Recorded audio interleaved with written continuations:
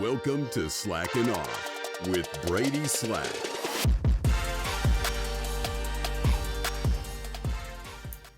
Welcome to another episode of Slackin' Off. I'm your host, Brady Slack, and today I get to slack off with someone that I'm excited to have on. I'm very young, and when I meet people, typically those people are a lot older than I am, and so I get to look at them from the lens of I'm so excited to see where I will be when I am their age, and there are very few people that I get to meet where I think, God, I don't know that I'm ever going to get to where that person is at. And today's one of those people. I am extremely honored to have one of who I would consider this individual. He's become a friend of mine, Josh Snow. And Josh, you are one of those people where I look at you and I think, God, I don't know that I'm going to. I don't know that I'm going to get on his level. You're a savant, and I'm excited to have you on today. Thanks for coming on. Oh, you're the sweetest, Ray. I appreciate it, and I've been looking forward to this. And absolutely, I'm most proud of the friendship we've been able to build over time. And I was really excited. Even yesterday, I was talking about being on his show and seeing where it goes. But I love what you're doing, and I would say I used to think the same way. I would find people that were a few years older than me, and it's like, holy smokes. And but 17 years now, I've been doing the exact same thing. So mastery, the 10,000 hours happened at some point. And so just like I'm sure Van Gogh or Picasso could, whip something up on a napkin and it looks like magic. One of my mentors early on told me, he said, one day, if you work hard enough and, you take talent, hard work, grit, focus, and you keep your reputation clean, and you compound that over time, eventually, if you stay focused enough, what you do will look like magic, just like Magic Johnson, LeBron James, Tom Brady, and it just looks so effortless. But that was something that I'm still striving for in my life, is that level of mastery. And I'm fortunate in the sense that I just turned 30 in December, so I've got hopefully another 60, 70 years, depending on a lot of things. So that's what's most exciting for me, is who do I want to be when I get older? And so I have those discussions myself. And so it never goes away. And it's the numbers are fleeting because everybody has problems. You just got to wish for good problems to have. And everyone has money problems. Some people have bigger money problems, and some people have more serious money problems, but they're all serious. So I've learned that this kind of pursuit to a point where there's like just complete bliss is just not really the case if you're in, because this is our sport of business. It's a real deal. Yeah, no, that's good. If you don't mind, I actually kind of want to start this conversation off with, I want to go back. You said you're 30 years old. You've been in the game 17 years. I'm no mathematician, but that's more than half your life, right? That's what I do for my profession. If you don't, correct me if I'm wrong, your kind of entrepreneurial journey started out when you were trying to make money to pay for school stuff. You were trying to cover housing expenses, right? I mean, you were 13 years old. Tell me a little bit about that. What curated that, whether you call it a curiosity or the drive or the competitiveness, what happened? Why then? Well, I think, grit and the whole question of like, are entrepreneurs born or built? They're both. You can be born, it's based on situational. So you could be born into a billionaire family, but situationally, your environment causes you to make those micro adaptations, just like going through COVID and quarantining. It happens once every 100 years. So naturally, there's going to be those quick adaptations, evolutionary, through evolution, essentially, to yourself, of just responding to the environment. And so I think that in my scenario, not having a lot of money growing up and growing up on the other side of the track, so to speak, for me, it was this desire to figure out my own way sooner than maybe other scenarios might be a little bit more fortunate to enjoy their childhood a little bit longer in that essence. But for me, I was ready to go at 13, and I didn't know what I was going to do. I didn't really have any skills outside of school and sports, but I was spending time at the Phoenix Public Library, and my family couldn't afford a computer growing up, so we didn't have one. So I had access at school. I joined the photography yearbook club, which allowed me to learn Photoshop because they had Photoshop on the computer. They had Emacs, the bigger Apples at the time, the desktops, but they were amazing because it was all in one Yeah. versus, just having a monitor be that size. And so I fell in love with Apple. I remember watching Steve Jobs present the very first iPhone. I was, I think, 13 years old at the time. And I just remember watching that presentation like 5 times and being so enamored and romanced by Apple, by Steve Jobs, his presentation style. And I didn't know it then, but that would, lead me eventually into where we're at with Snow and all of the products that we've invented and created from scratch. And that young 13-year-old boy wanted just to make a few $100 a month so that I could, buy my own socks and underwear and buy my own school supplies, buy a pair of shoes, join a club at school that needed $50 to join, and just how could I create something? And so when I was at the public library, there was a contest where you read books and then you take a comprehensive test and you get points and you get baseball tickets as a result of that. So I was there hanging out at the public library in between sports seasons because where I grew up, the neighborhood got a little choppy around this time. And there were some gangs and things like this that were just in the area. Some had moved in from California to Arizona. I was born and raised in Phoenix. And so growing up, I always wanted to do something big. I didn't know what that was going to be, but I just felt a calling for that. And so when I was at the library, I'm reading these books. I found a loophole in the program when I was 13 years old. Most of the other kids were reading picture books, and you get 1 to 10 points. And so they were reading it and getting 1 point because it's a picture book. I found that reading the Dummies series, it was a reference book. So they gave you 10 points out of 10. But it's for dummies and it's mostly pictures as well and easy vocabulary. And so I said, okay, I'm going to read these for dummies books. And I was always interested in computers, just the thought of computers. Even though we didn't have them growing up, my mom brought home one day one of these keyboards, and I would sit there and transcribe, cartoons and all this stuff. And so I was typing. I was the fastest typer in my school district in 2nd or 3rd grade. And they would come over and watch me and put the orange thing on top of the keyboard. Like, there's no way you can do that. And I was like 65 words per minute at like 8 or 9 years old, but I didn't have a computer. It was that just happened to be. And so when I read the book, How to Make a Website for Dummies, how to build a website, how to program, it just really clicked in my brain because I thought you had to go to school and get a degree. I just didn't know. And no one in my community was an entrepreneur, really. I mean, there was really nothing to point at, but I did have YouTube. And so with that, I started to use YouTube plus the For Dummies books. After I beat that program, got all these tickets and stuff, it was fun. I said, okay, I got to build a website now. So I started to build a website on 1 hour a day of time because they only gave you an hour when you swipe your library card. So I would run over to the magazine rack. I would read those magazine articles, and then I would rehash them on my own blog with a pseudonym because I was 13 years old. I didn't want anyone to know who I was. And I didn't even have analytics installed. I didn't even know what that was. Or maybe I did. I just didn't have it installed. And so I downloaded Stat Counter, which is still around today, but it was like the original Google Analytics for me. And so I added that little piece of code on my blog. And I started to see all these people visiting from Google that were searching for these keywords. And I go, wow, okay, well, how do I get more people to the website? So I went and researched, how do you get more people to the website? Everything cost money and have money. So the only one that didn't was search engine optimization. So I said, okay, I have to learn SEO and be the best I can at SEO because that's the only way I'll have a chance to get more people to my website. And then as I'm starting to get more people to the website, I'm figuring it out. I go, how do I make money from this? So I found Google AdSense and I signed up in my dad's name. I don't know what I did to convince him. And so I had a Google AdSense account in my dad's name and I put a code on my blogs and ads started to auto-populate. And I remember waking up and making the first like 11 cents in my sleep. And it was from one click from a stranger. And that was, my life changed at that moment because I realized that I could autonomously build something while going to school. And so in this time, there was some struggle because, entrepreneur is very risky of a title. And at the time I was planning to be a doctor. That was my dream, was I want to be a doctor. It'll pay well enough. I can take care of myself, take care of my family.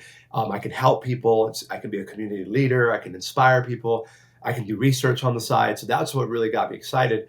And then this entrepreneurship just hit me in the face and said, well, wait a second. If I know how to build websites and I know how to do SEO, couldn't I do that for other business owners that need help getting a website? And this was 2008, so people weren't, not everybody had a nice website, and so there was still opportunity to do that. There still is today, but and so I started getting a few clients, $500 for a website, $500 a month for SEO work. I was still building my blogs. I was putting AdSense on them, and then I found a forum called SitePoint, which is now flippa.com, and there was a marketplace where people were selling blogs and websites. And I said, whoa, so I could build this up and get it to $200 a month. I can put it on this SitePoint marketplace and they'll pay me $4,000 via PayPal for 30 months of earnings or whatever. And it cost me almost nothing to build, just my time. So that's where I started to, at 14, 15, I started to sell websites. 15 years old, I remember selling one for like $4 or $5 grand. And that's exactly what I needed for a 1992 Toyota Camry to get my first car. So I could stop relying on the city bus and the school bus. And that was huge for me. And I was in sports. So it was just, I would leave the house at 5 a.m. to take the city bus. Now I could leave at 7 and sleep in a little bit more. And so that was life-changing for me. Going to the mall and buying my own pair of shoes, where normally I would get just a couple pairs a year. And now I could just go in and be like, hey, I want 3 pairs of shoes. And so those indulgences that I got to experience on my own as I made a little bit of money started to change my life. And I said, well, I think I want to be an entrepreneur. I want to be a business owner when I grow up.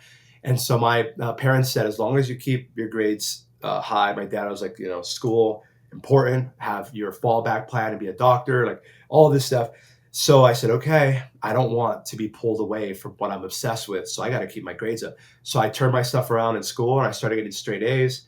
I graduated valedictorian from my high school and went on to Arizona State University, and still with that mindset of what if it doesn't work out kind of deal. And so I went and got my degree. I finished in 24 months, coming in with no credits. So I took like 22 credits a semester, 16 in the summer. I was also in the honors college and business school. So you have to do a thesis. So I did my whole thesis. So it was a lot while running at that point a multi-million-dollar business for my dorm room. And so that was captivating for me when I graduated at 20 years old flat. That was the first time that I could no longer have to split my day with school and real life business stuff. I had my degree. I graduated summa cum laude. I did in 24 months. Everything's good to go. And I was free. And it was this moment, actually, I walked out of my last class in summer school and I was done. And there was like, in my head, I imagined like this parade and all this stuff. And it was just a sobering moment of, I'm free in terms of the entrepreneurial pursuits, but I've achieved the academic pursuit as well. And so there was just this real sobering moment. So then from there, I continued to build businesses based on the internet. I built an agency and sold an agency helping manage advertising. So from SEO, I went on to learn media buying and Google ads and Facebook ads and YouTube ads, and then eventually influencer marketing. And then after selling a bunch of companies that I built, I said, I want to build something big. I want to build something that could really run for 50 years, that I could attract the best people in the world, that they could do their best work. What's a huge space. And at the time I was getting jaw surgery, and I was researching, like any entrepreneur might be doing. I said, how many people have teeth? Oral care is massive. No one has really taken on this market. And so for me, I had been whitening my teeth since I was 13 or 14 years old, because when I would meet with clients, I didn't want them to know I was under 18. I was terrified. So I used anything I could to get an advantage. And that was about 8 years ago when I started to formulate the first version of what is Snow today, which is the leading oral cosmetic brand online. And that was a start of, let me see if I'm even 10% right.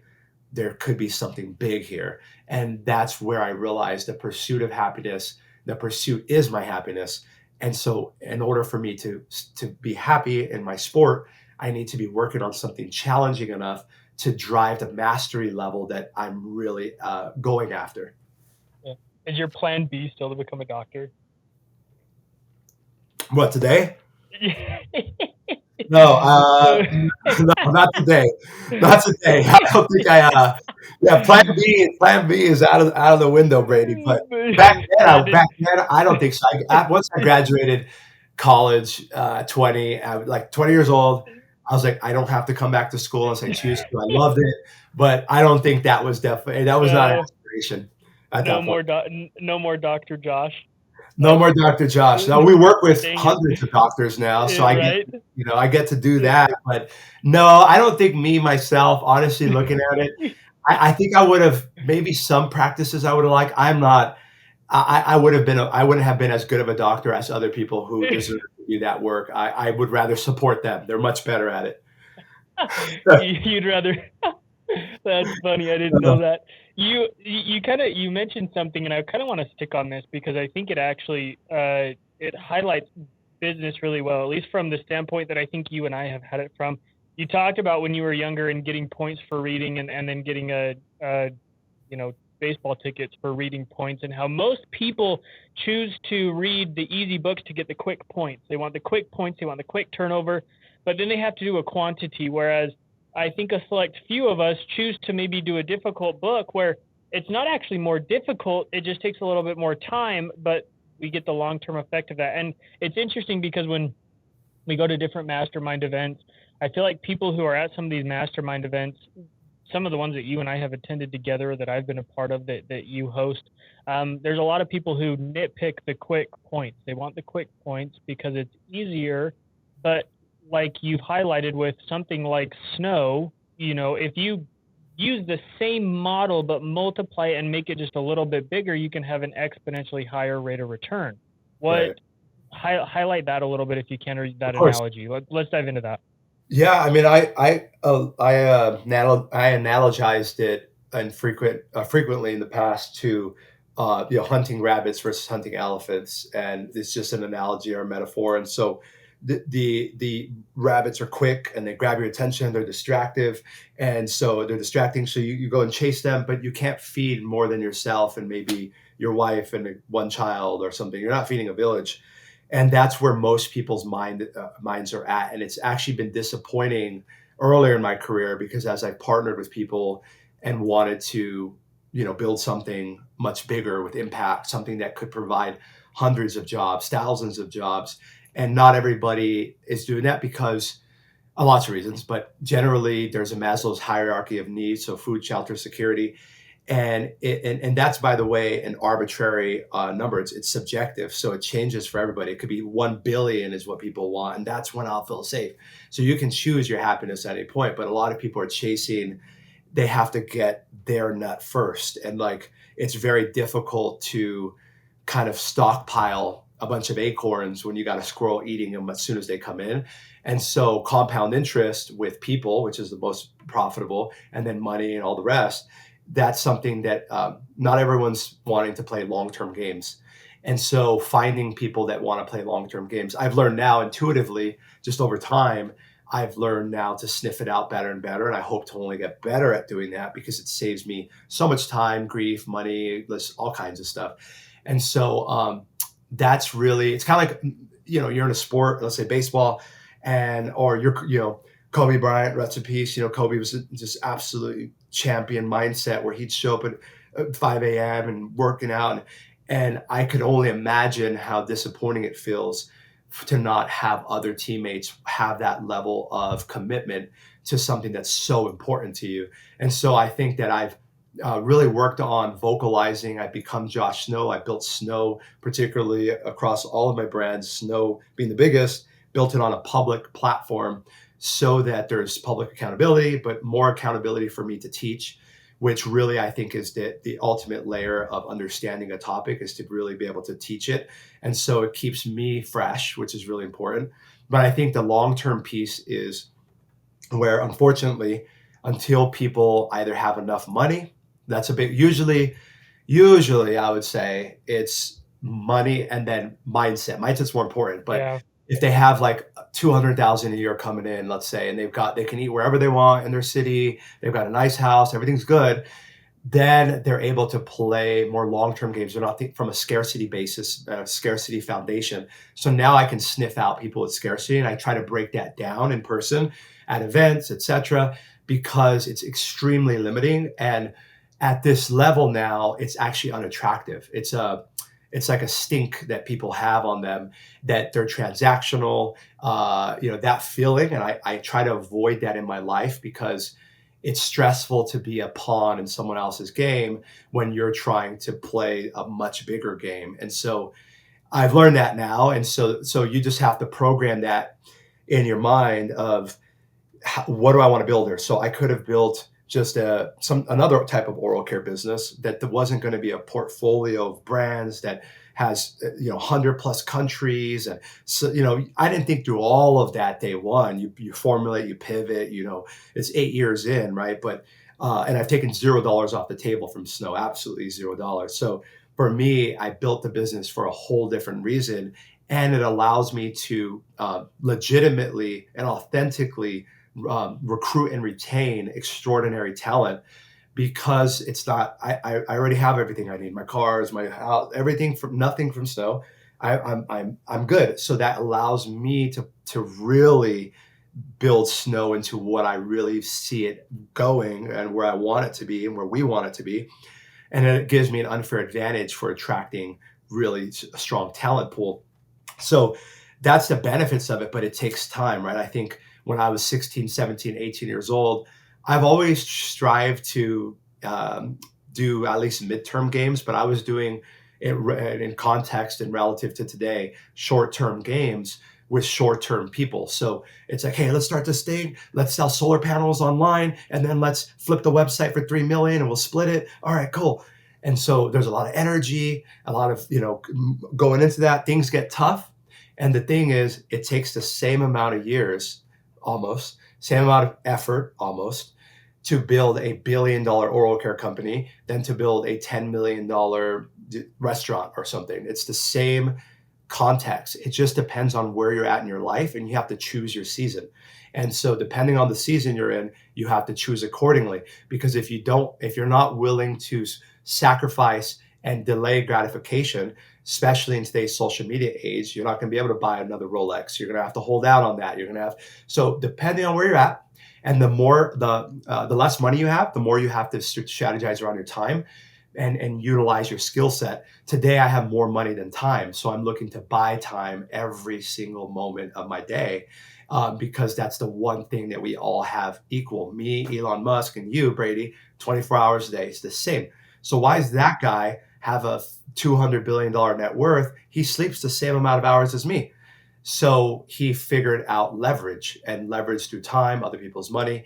And that allows you, in order to build something big, to hunt an elephant, you can't do it alone. But the benefit is you can feed a village for a very long time in that aspect, right? Sorry, vegans and everyone out there, I don't mean it that way, but that's the concept.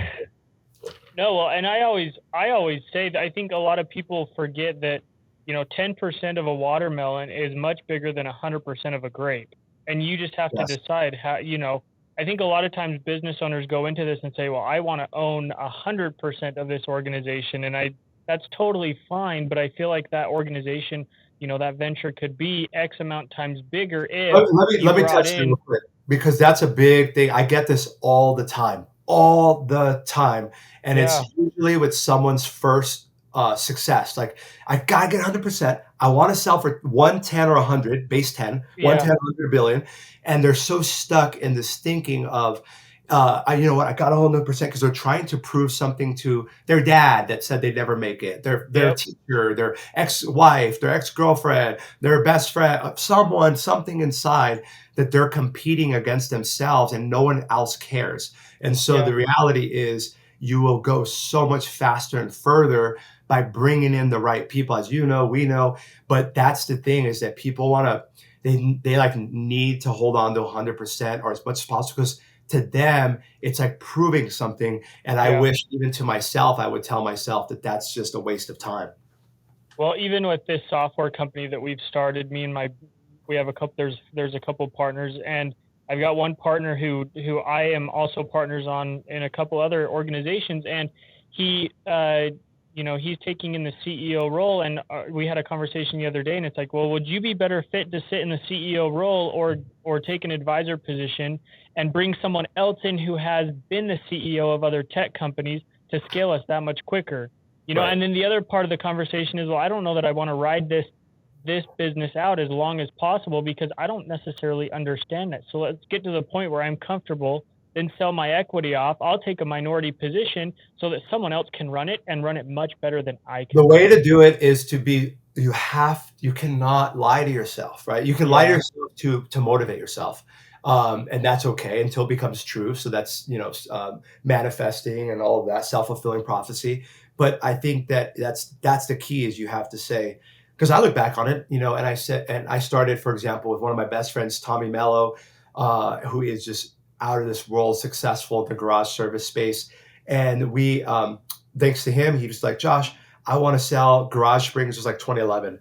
And he says, I want to sell garage springs online. But there are like 1.8 million SKU variations because of the diameter and the width and all that, right? So we figured that out together. We created Garage Door Nation, which is still around today as a part of his portfolio. And so we did that. And I look at that and I go, that's Tommy's business, not mine. And be able to recognize outside of virtue signaling, which is very, very toxic. You go, why'd you start the business, Brady? I want to help people. Da, da, da, da. And you go, I get that. But what you really are saying is you want a new Lambo, the convertible one, right? And then you want a farmhouse and you want a ranch in Montana that you can fly out to. And you want that girl of your dreams. You want to get her a $200,000 engagement ring. Like what is really there? And so the more truth you can get, the more you'll be able to actually get it versus entrepreneurs who are stuck in a business they end up resenting because of that lack of transparency with themselves. And they start to believe their own incantations. And that's where it becomes toxic. So you have to know, like you were alluding to, that's exactly it, is what is this business? And for me, it was, I want to work with Tommy. We like each other. We're best friends. He has a great idea. I can bring it to life. Brought it to life. It's very successful. Here you go. Back to him. Buy me out. Perfect. Everything's awesome. But the clarity there is so important. And so chasing that clarity through those difficult conversations and confrontational thoughts, that's what's important versus what happens normally. Two guys, two girls, guy, girl, whatever, they start a business together. They go to a coffee shop. They're all excited. They're at a WeWork space doing backflips. And they go, we just get 1% of this market. And they're so excited. And that is the start of the destruction of that. Because now you have an accountability partner who might also be drinking the juice. And so that's okay when it's deliberate and it's honest. It's not like you say, I'm going to sell this business in 2 years for any amount because I need to do this. So as long as I get 500,000 from this, that will allow me to then put that on the ranch. And I want to have a ranch that I have a boutique hotel on. And like, what is kind of that thought process? You could change it every month, but you got to have that clarity, because then people are just kind of lying to each other, but not really, because they believe it at this point. So that's where the problem lies. And I see it time and time again. I see it in our brokerage when people come in and want to sell the business and you've got three partners. It's like a boy band or a girl band. And you see each one has their own ego. Yeah. Why did this one start? This one wants the cash flow distributions because it funds his Range Rover and G-Wagon lifestyle. Yeah. This one doesn't want any distributions because he's the real founder that really wanted to build something big. So you see that and you go, gosh, I could solve this and double your business. Just do a therapeutic session, like 2 hours of therapy would double your business. It's absolutely insane. There's like these levels that I've kind of come to realize at certain points of entrepreneurship and in certain rooms that you get in. And when I first started, it was everyone had their secrets. No one really wanted to share, and everyone held what they were doing close to them. But then you get into other rooms and it's kind of like this next level, and everyone is like, how can I help you? What's your need? Why do you think people who aren't at the top are less willing to share, contribute, to work together? Why is that? Scarcity. What do you think? It's the zero sum fallacy. This happens a lot, and I see it in communities as well. And for me, being a first generation Hispanic entrepreneur, I look at communities in terms of how do we uplift each other and how do we help each other out in all different areas, young entrepreneurship, minority entrepreneurship, just all across the board. And it's very, it's difficult because you can't see you don't know what you don't know. But Right. once you see it, you can't unsee it. And so getting people to that point is something that takes time. It's a season that people have to be in. So I think the less you have, the harder sometimes it is to be generous. And the truth is, when I'm having a bad day, and let's say I'm wake up in the morning, oh my gosh, stress, whatever, lawsuit, whatever it might be, right? Throw it at me. And so I'm like, whoa, what I will do in that moment now is I will aim to give what I need the most. So like, I'm going to go and do a $50 tip for my coffee. I'm going to go, or whatever I can afford, right? So like you go and do something that is counter to the feeling that you're feeling. So you're feeling taken advantage of, used, or whatever that is. Instead of tightening up, you expand. And all of a sudden, even if it's just a smile from someone else and they don't know your problems. So you go to the coffee shop, Starbucks drive-thru, and you say, hey, I want to pay for the next 5 people behind me or the next one person behind me. And they go, wow, that's awesome. And you have a little conversation. And then you just leave and you just know you did something good. And then let the next person go in front of you. And like you do a couple things like that and your day flips around, just even from a mindset perspective. And so what I've learned now is that is probably the hardest part of breaking that first million or 10 million or whatever is you can't break 100 million without understanding this. So if you can break 1 million, you can probably make 10 million if you're really lucky, but you will not break 100 million without understanding this principle. And so what happens is that as people, their game expands, they know that they need people to conquer the land. And so it changes the dynamic. But until then, all they see is what's in front of them. It's myopic. And so they see this one battlefield and they go, well, if I give you some of my troops, I'm going to get attacked. And there's this kind of thought process there where it's so counterintuitive, but I can tell you it is the common today, even with successful founders, as Snow's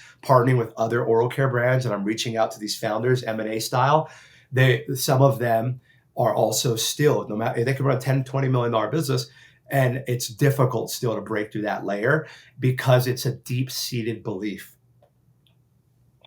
I read a study the other day that said immigrants are 40% more likely to become millionaires than a citizen of the United States. And I think a lot of it has to do with that point that you just made.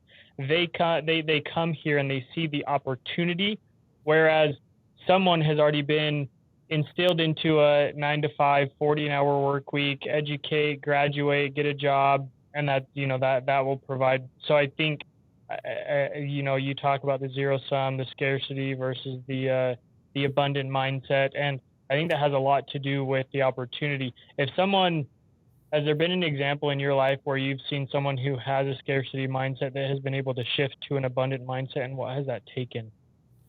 I mean, myself, I didn't grow up with any money. So for me, it was like, okay, I've got to, next 100 I make, I got to make 200, then I got to make 400. And so initially I felt nobody understood me. I'm kind of on my own. And in many ways I was in aspects, I started so young and in my community, there really wasn't anyone else making websites. So I had to find my online community. So the internet saved my life. But that I would say the shift, and in our masterminds and coaching, and I've done this for 10 plus years now, I've seen people definitely switch over, but I've also seen them switch back. So someone can be cheap and be a billionaire and like not want to do anything, so and they've kind of switched back and forth. And so I think it's an ongoing daily exercise where you just have to be counterintuitive to the tightening you feel in your body. So, let's say you're having money problems. You're like, oh, I got all these, this unexpected bill came in. I'm just making stuff. So your unexpected bill comes in or whatever. That's the moment where you have to push for abundance the most. Because if you start to go into scarcity, you start to pull and you can't save your way out of a business, or out of a situation generally. The bigger the problems get, you certainly cannot. So you have to grow your way through the challenge, not around it, not above it, not below it, but through it. And only through it comes clarity. Clarity's a result of progress, not of pontification. And to your point, people that live by the beach, they grew up by the beach. We go there. I don't have a beach in Phoenix, so we go to the beach, and I love the beach. But then there's this resort called Amangiri. It's an Amman resort in Utah, and it's very deserty. It's like 3-4 grand a night. And I go, why would I ever pay 3 or 4 grand a night to go to a desert I already live in? But it's sold out, and people are going there. Yeah. So that's the same idea. People that had a pool, if you had a nice pool in your backyard and you go over to your friend's house, you're like, dude, I'd be in this pool every day. It's all right. And you're like, what? Yeah, we've had it for like 10 years. I used to like it. So everybody wants what they can't have, and everybody thinks the grass is greener on the other side. Yeah. And everyone takes for granted, without even knowing it subconsciously, their environment, because that's all they know. So I think that's why travel is important. I think that's why, like, I was just in Europe for 3.5 weeks, and everybody wants to move to the US because they want the American dream. And right now Miami's the hot spot. Before it was LA, New York. Now it's Miami. Everyone in Europe was like, what do you think about Miami? I'm thinking of maybe trying to get out there, find a job there. Everybody. But they want that vision, the optics, and the truth, which America is the only country that has this spirit that is built into the DNA that we export through media, we export through our businesses, etc. That is the American dream spirit, and you can only find that here. But it calls to people in other countries, just like it called to my dad to leave Spain, and for me to grow up as an American citizen and born in Phoenix, and I got to see that. So that grit was built in. So I had a little bit of a head start by being by having the adversity. And so the way I think about it is my adversity is one of my biggest advantages in growing up, and I'm grateful for it. And adversities aren't just money adversities across the board. And if you start to see your challenges and adversities as opportunities to build a moat and to learn by growing through those challenges, you will become unstoppable. And I've been doing that for half my life now. And at 30 now, I feel like I'm sometimes 60 in the way that I'm trying to think through things. But then sometimes I feel like I'm 12. And so it's like, it's this funny, interesting dichotomy that keeps me wanting more. And I realize that this is my sport. And that's something that if you choose to pursue your entrepreneurial endeavors, you have to accept that you might not watch football every day anymore. You might not go to every sport game, but don't shame yourself, because this is a sport. Watching film is like watching podcasts. Like everything analogizes, and that's why I've had some great partnerships with some of the best fighters in the world, like Floyd Mayweather, some of the champions like Rob Gronkowski, because there's a similarity. Yeah. So you went on vacation for 3.5 weeks. My wife and I happened to be in Europe at the exact same time. We didn't quite go for as long as you did, but this is me. So it had to have been day 10. It was probably day 9. Day 9, my wife wanted to go do something, and I was beat. I'm like a 6-day vacation kind of guy. Get me out for 6 days, and then I'm ready to come home and get back to work and do things and get stuff done. So we were there, and she wanted to go hike this little mountain thing to go take some pictures. And I looked at her and said, I'm not hiking that. One, we didn't have like good clothes to go hike, but I said, I'm done. I'm tired. I'm exhausted. I'm ready to go home.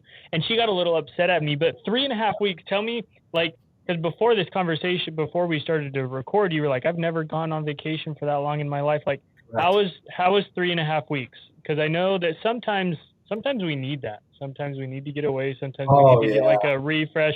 But 3.5 weeks, tell me how 3.5 weeks was. It was absolutely perfect. I loved it. We were mostly we went to London, Barcelona for a friend's wedding. We went to Milan, Lake Como, Saint Tropez. So it was just beautiful places, and the time difference, about 8 or 9 hours ahead. So what's nice about that is that it's very difficult to have synchronous conversations. So I had to switch to asynchronous, which is voice memos, text. And I watched a video the other day by Ryan Serhant, who's just a genius. And he was talking about, he has like 14 billionaire clients in real estate, or some number. And he was talking about what he learned from them. And the very first thing he shares in that video is that they prefer asynchronous conversations, text, etc. They're almost always available, which is me. I'm almost always available. I somehow always make it to everything, but I'm probably very, very busy compared to a lot of people. So how does that work? And that's exactly how it works and why it works. And so I think that um, going to asynchronous was useful because my team is asleep for the most part while I'm working, which Yeah. allows me to really have the time to formulate proper responses that are direct enough to drive execution. And I have that space, and then maybe one call a day, two calls a day, like at max, right? And so I was able to get a lot of work done at my leisure, which was actually really important CEO work, especially for the vision of the brand and all this stuff. And then I got to explore. I do a lot of product development. We invent all of our own products. So I got to go and check out Italy. Who are the top sellers in oral care and toothbrushes? And I have a hair care line with Lala Anthony. So what's the hair care Yeah. product? So for me, I came back with so much energy. And 3.5 weeks, there were some moments where it's like there's a little bit of homesick, which you mostly miss your routine. Yeah. And so missing just being able to drive yourself to go get a sandwich, just like simple thing. You miss that because we're being driven everywhere. We're calling Ubers and this and that, right? So there's a piece of that, but I would say my dream is to, from now 3.5 weeks, I want to do maybe a month and a half next, and Oh, then maybe 2 months, and then maybe 3 months next. But I was the guy. I was like really where I was like 2 days was crazy for me because I had to get back to my game. But yeah. now I think I'm at a point now where I've become so much of an investor where I can kind of move those things without timing. And then my team is now in a position where Yeah. they can kind of follow. So it's a result of 17 years, I guess, since I started. It took for Ah, me to take a 3.5 week, but I'm addicted to it because it means that I'm doing the right things in my business and yeah. I'm allowing my mind to reset. And it's probably the most profitable thing I'll do this year is taking that 3.5 week break. Maybe I just need to get. Yeah. Maybe I'm too much operational in my business, but 3 months sounds sickening. Yeah. It's just. Yeah, I'm gonna work 6 months because you can live The, 6 months. 6 months. okay, I'll hold you to that. I'll come visit you while you're on your 6 month Yeah, vacation. come on Uh, out. so how much of that is attributed to the things that have happened personally in your life? Like recently, you got engaged. Congratulations! You talk about planning a wedding, and there are some life changes that are taking place there. How much of that do you think is attributed to? All right, they call it the settling down, if you will, which I don't think really like that doesn't happen. You just get busier. But Right. but how much of that do you attribute to your fiance, to your significant other? Oh, as much as I can imagine. I mean, the especially enjoying the moments. This morning we went on a walk with the dog and went and got a coffee, and we're able to just we left our phones, at home, and she challenges me to do those things, and so that I'm not itching to check a message or check accounts or whatever, right? So she really helps me enjoy the small things in life, the smaller wins comparatively, where I'm Yeah, generally a little bit more tied to the bigger mission, and so until that's done, I don't feel like I can rest. yeah, She was the advocate to get me to do weekly therapy, and I have a phenomenal therapist that I hop on Zoom every Friday. It's sacred to me, and it's sometimes I don't even come in with an agenda. It's just how was the week, what's going on, and so she's helped me in so many ways in the self care, which includes giving yourself a break, staying young and youthful. Like let's go. Run across the hall. Let's go take a picture by the fountain, and just these ideas where, for me, I'm so usually problem solving and focused on the next thing. That's where I get my rush. I've learned now that I've become 10 times a better entrepreneur as a result of that. And I can only imagine the future becoming a father is only going to accelerate the meaning. And I become so much more direct. I don't want to waste time, like any time yeah. anymore. Like everything is like, I know the clarity of exactly what I need and what needs to happen, boundaries, cutting people off. Everything has become clear, and I'm not backing down from that.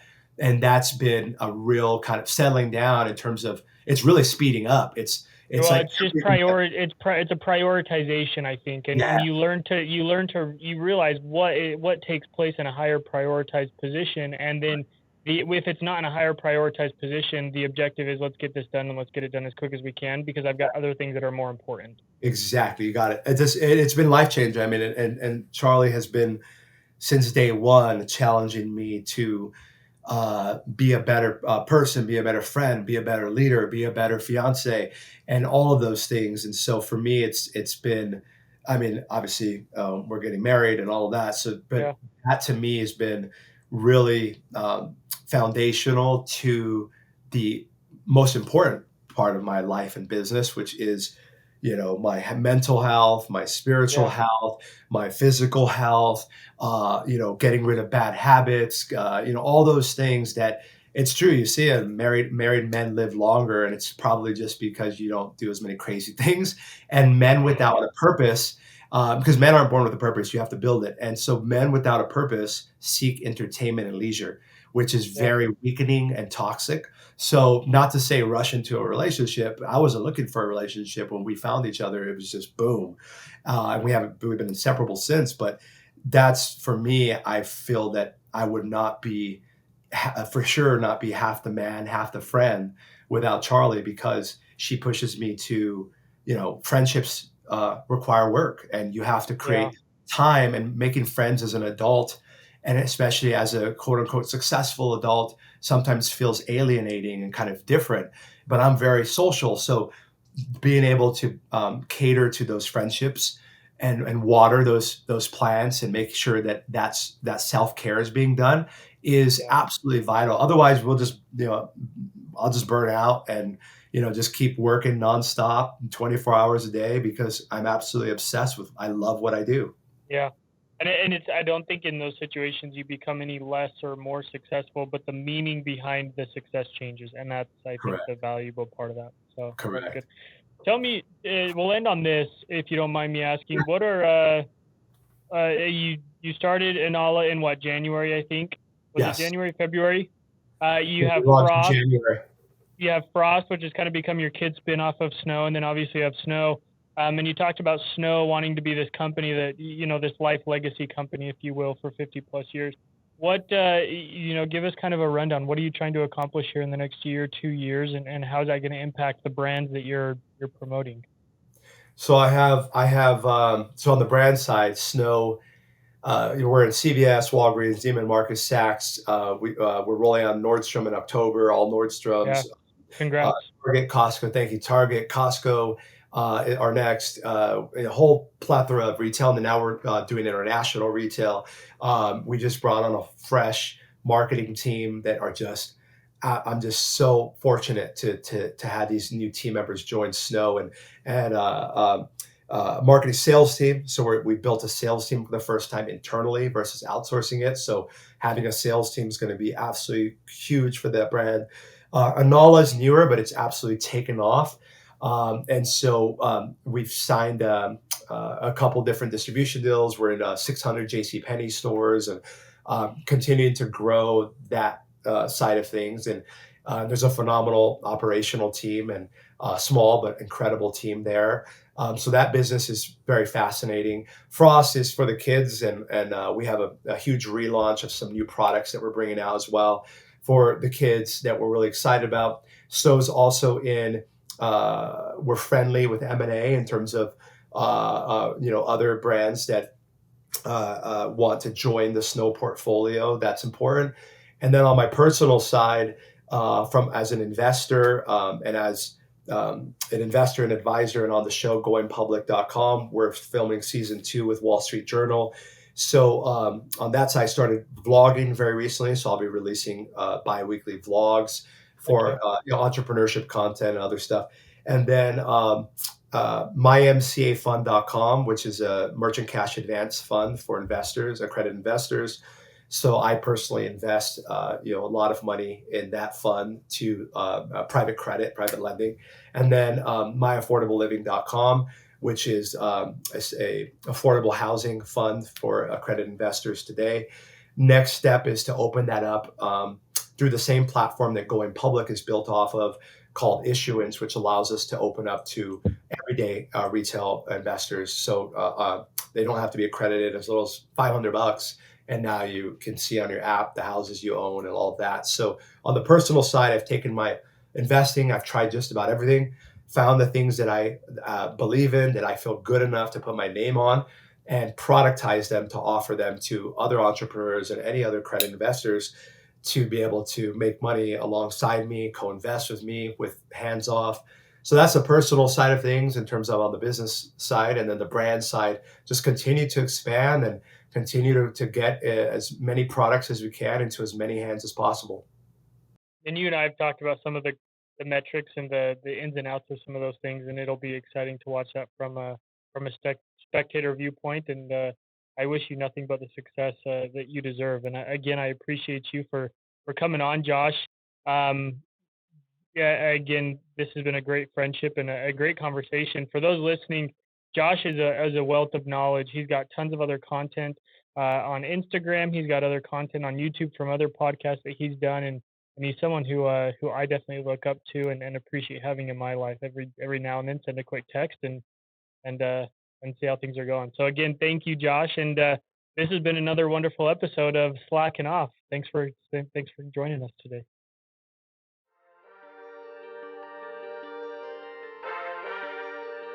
Thanks for tuning in to Slackin' Off with Brady Slack.